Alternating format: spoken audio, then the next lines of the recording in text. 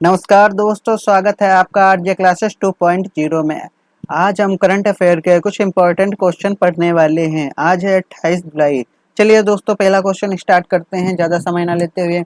हाल ही में लौकी में गामी स्टेम ब्लाइट पर प्रतिशोध कार्य के लिए क्लेया कृष्णमूर्ति राष्ट्रीय पुरस्कार किसे मिला? Option number A S Dey, option B Dhananjay MV, option C Asim Chatterjee, option D Jayant Deshmukh. तो दोस्तों इसका राइट आंसर क्या हो जाएगा?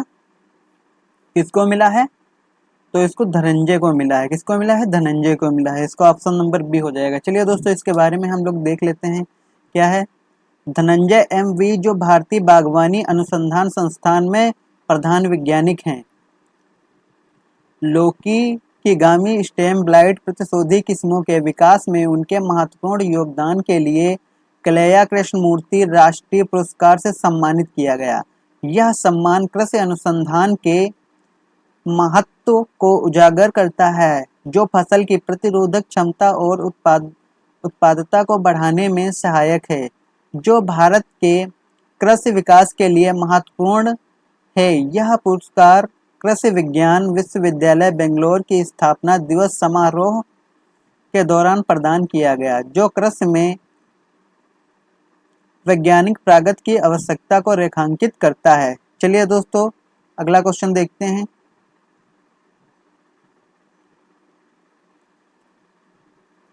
हाल ऑप्शन नंबर 2 भारत ने हाल ही में अपनी घरेलू ऊर्जा दक्षता को बढ़ाने के लिए किस वैश्विक मंच से जुड़ाव किया है? तो दोस्तों option number A association for renewable energy and technology, option number B international energy efficiency hub, option C United States department of energy, option D renewable energy agency. तो दोस्तों इसका राइट आंसर क्या हो जाएगा? ऑप्शन नंबर बी इसका right answer हो जाएगा। तो चलिए दोस्तों, इसके बारे में देखते हैं क्या है। भारत के प्रधानमंत्री के नेतृत्व में केंद्रीय मंत्रिमंडल ने ऊर्जा दक्षता हब में भारत की सदस्यता को मंजूरी दी है। यह वैश्विक मंच 2020 में स्थापित हुआ तथा विश्व भर में ऊर्जा दक्षता को बढ़ावा देता है। यह international partnership for energy efficiency को ऑपरेशन का उत्तराधिकारी है, जिसका भारत एक सदस्य था। यह हब सरकारों, अंतर्राष्ट्रीय संगठनों और निजी संस्थाओं को ज्ञान और समाधान साझा करने के लिए जोड़ता है। अमेरिका, यूके, चीन सहित 16 देश इसके सदस्य हैं। Bureau of energy efficiency Bharat का प्रतिनिधित्व करेगा।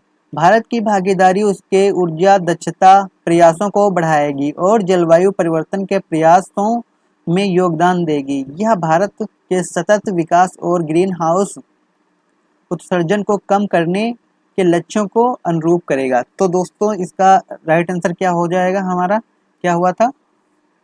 ऑप्शन नंबर 20 का हो जाएगा,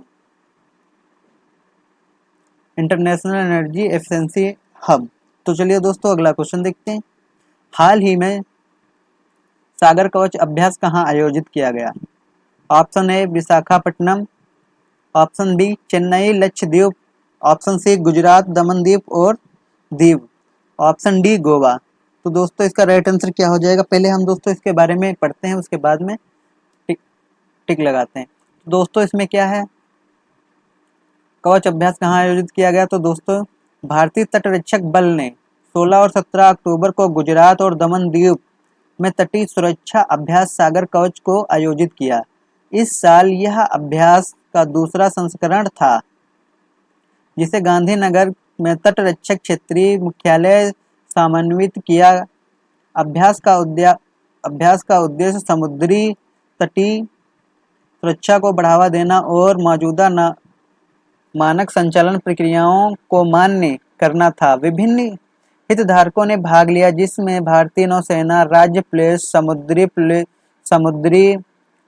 पुलिस, बीएसएफ, एनएसजी, गुजरात समुद्री बोर्ड, आईबी और बंदरगाह प्राधिकरण शामिल थे। प्रमुख संपत्तियों में तटरक्षक और नौसेना के जहाज और नाव शामिल हुए थे। हवाई निगरानी विमान और ड्रोन के द्वारा की गई। समुद्री सुरक्षा बनाए रखने में समन्वय और प्रभावशीलता की जांच के लिए संचालन परिदृश्य का अनुकरण किया गया। तो दोस्तों इसका option number B, sorry option number C इसका गुजरात और दमन द्वीप। चलिए दोस्तों अगला क्वेश्चन देखते हैं। हाल ही में भारत के किस शहर में जैव दीप्त तरंगे देखी गई? Option A Kolkata, option B Visakhapatnam, option C Chennai, option D Mumbai. तो दोस्तों कहाँ देखी गई हैं? तो चेन्नई में देखी गई है। ऑप्शन नंबर इसका सी हो जाएगा, इसका right answer option number C. तो दोस्तों इसके बारे में देखते हैं। हाल ही में चेन्नई जैवदीप्त तरंगे देखी गई जो समुद्री जीवों और डायनोफ्लेजेलेट्स के कारण होने वाली एक प्राकृतिक घटना है।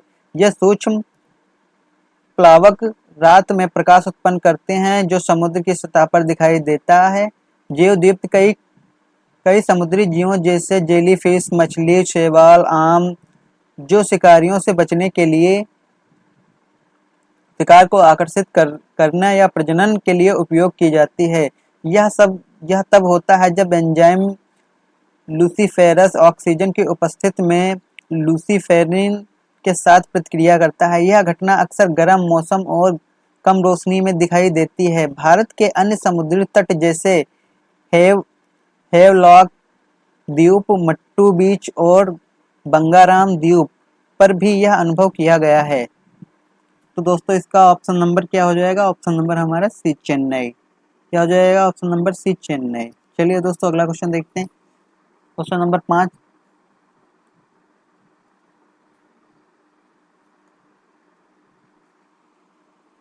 पश्चिमी हिमालय में हाल ही में खोजी गई।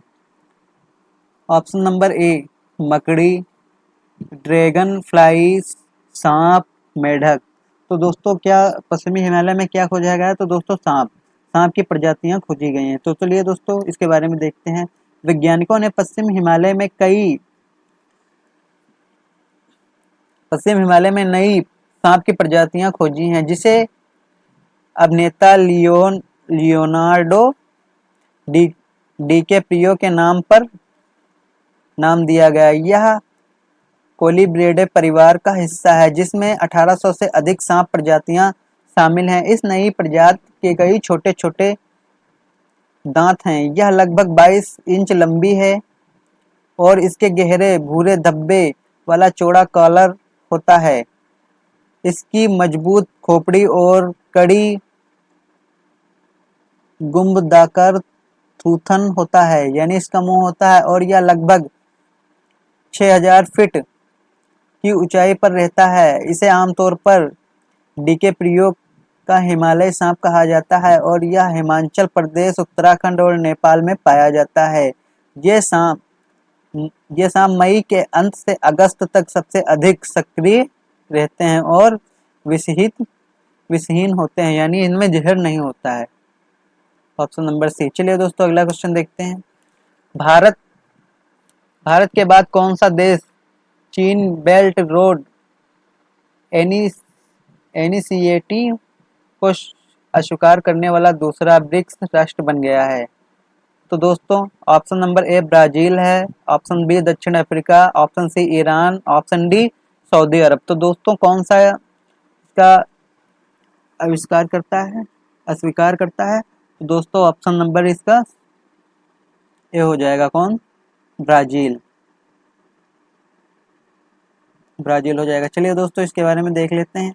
हाल ही में ब्राजील ने बेल्ट और रोड इनिशिएटिव में औपचारिक रूप से शामिल न होने का निर्णय लिया। उसने चीन के साथ वैकल्पिक सहयोग की तलाश की और स्पेन बुनियादी ढांचा परियोजनाओं को प्राथमिकता दी है। ब्राजील भारत के बाद आरबीआई में शामिल न होने वाला दूसरा ब्रिक्स देश बन गया है। चीन द्वारा 2013 में शुरू की गई बेल्ट और रोड इनिशिएटिव का उद्देश्य वैश्विक व्यापार और आर्थिक संपर्क को बढ़ावा देना है। यह विभिन्न देशों में बुनियादी ढांचे का विकास और निवेश के माध्यम से किया जाता था। आरबीआई परिवहन, ऊर्जा और व्यापार सहित विभिन्न क्षेत्रों में शामिल करता है और ऊर्जा संप्रभुता को लेकर चिंताओं के कारण कई देशों से विरोध का सामना कर चुका है। तो दोस्तों कौन? ये ब्राज़ील है। कौन सा है? ब्राज़ील। चलिए दोस्तों अगला क्वेश्चन देखते हैं।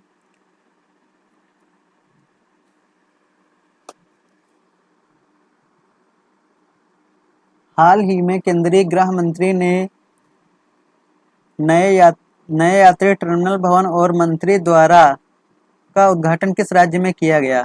ऑप्शन ए पश्चिम बंगाल किया गया, महाराष्ट्र किया गया, बॉम्बे, गुजरात। तो दोस्तों इसका राइट आंसर क्या हो जाएगा? ऑप्शन ए पश्चिम बंगाल इसका राइट आंसर हो जाएगा। चलिए दोस्तों इसके बारे में डिटेल देखते हैं। केंद्रीय गृह मंत्री ने हाल ही में पश्चिम बंगाल के पेट्रापोल में नई यात्री टर्मिनल भवन और मैत्री द्वारा उद्घाटन किया गया, जिसका निर्माण भूमि पत्तन प्राधिकरण द्वारा 487 करोड़ रुपए की लागत से लिया गया। भूमि पत्तन प्राधिकरण की स्थापना 2010 के भूमि पत्तन प्राधिकरण अधिनियम के तहत की गई थी, ताकि यात्रियों और सामान की सीमा पर आवाजाही का प्रबंध किया जा सके। इसका मुख्य दायित्व भारत में सीमा बुनियादी ढांचे का निर्माण और रखरखाव करना है, जो सीमाओं के साथ एकीकृत चेक पोस्ट आईसीपी को देखरेख करता है। केंद्रीय सरकार अध्यक्ष और सदस्यों की नियुक्ति करता है, जो 5 साल तक या 60 साल की उम्र तक सेवा करते हैं। भूमि पत्तन प्राधिकरण के लिए नोडल मंत्रालय गृह मंत्रालय है। कौन है? गृह मंत्रालय है। तो दोस्तों ये कहाँ किया गया है? ये हमारा पश्चिम बंगाल में किया गया है। इसका ऑप्शन नंबर है इसका राइट आंसर हो जाएगा। चलिए दोस्तों अगला क्वेश्चन देखते हैं। बिदर किला जो हाल ही में खबरों में देखा गया, किस राज्य में उपस्थित है? Option A Karnataka, option B Maharashtra, option C Rajasthan, option D Madhya Pradesh. तो दोस्तों इसका राइट आंसर क्या हो जाएगा हमारा? Option number A Karnataka. क्या हो जाएगा? कर्नाटक। चलिए दोस्तों इसके बारे में देखते हैं। कर्नाटक वक्फ बोर्ड का दावा है कि ऐतिहासिक बिदर किले के अंदर 17 स्मारक उसकी संपत्ति है। भारतीय पुरातत्व सर्वेक्षण, जो किले का प्राधिकरण संरक्षक है, इस दावे की जानकारी नहीं है। बिदर किला कर्नाटक उत्तरी पठार पर स्थित बंदरगाह शहर में है। किले का इतिहास 500 से अधिक वर्षों का है, जो पश्चिमी चालुक्य वंश से शुरू होता है। बहमनी वंश के सुल्तान अहमद शाह वली ने 1430 में बिदर को अपनी राजधानी चुना और किले का एक भव्य दुर्ग में बदल दिया। किला टेप रॉक से बना है, पत्थर और मोर्टार की किले की दीवारों के साथ इसके। चलिए दोस्तों तो इसका ऑप्शन नंबर क्या हो जाएगा? ये ऑप्शन नंबर इसका ए कर्नाटक हो जाएगा। चलिए दोस्तों अगला क्वेश्चन देखते हैं।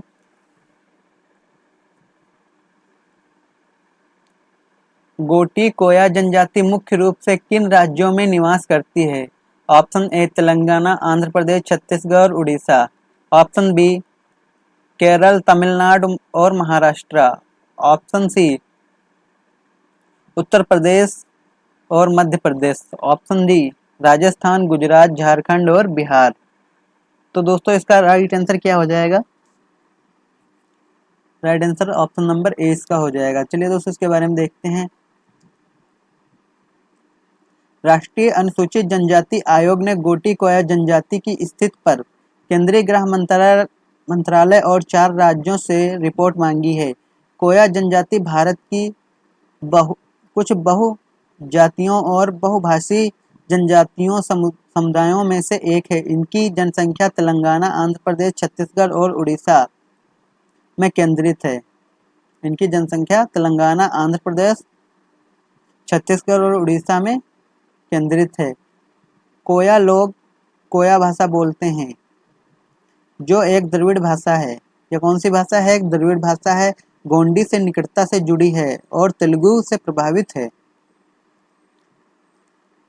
Option A. चलिए दोस्तों अगला क्वेश्चन देखते हैं। गुरु घासीदास तमोर पिंगल टाइगर रिजर्व किस राज्य में है? Option A Chhattisgarh, option B Orissa, option C Paschim Bengal, option D Maharashtra. तो दोस्तों इसके बारे में हम लोग देखेंगे, तो इसका राइट आंसर क्या हो जाएगा? छत्तीसगढ़ हो जाएगा। इसके बारे में डिटेल देखते हैं। 2829 वर्ग किलोमीटर में फैला गुरु घासीदास तमोर पिंगला टाइगर रिजर्व हाल ही में भारत का 56वां टाइगर रिजर्व घोषित किया गया है। कौन सा दोस्तों? 56वां टाइगर रिजर्व इसको घोषित किया गया है। यह छत्तीसगढ़ में स्थित है। इसमें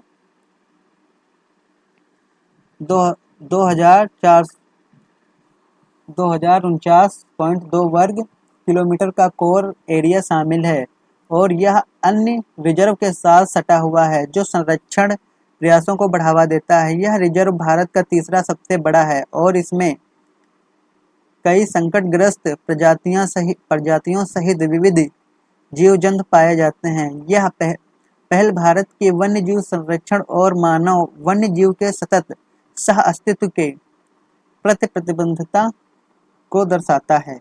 तो ऑप्शन नंबर इसका दोस्तों क्या हो जाएगा? ऑप्शन नंबर ए छत्तीसगढ़।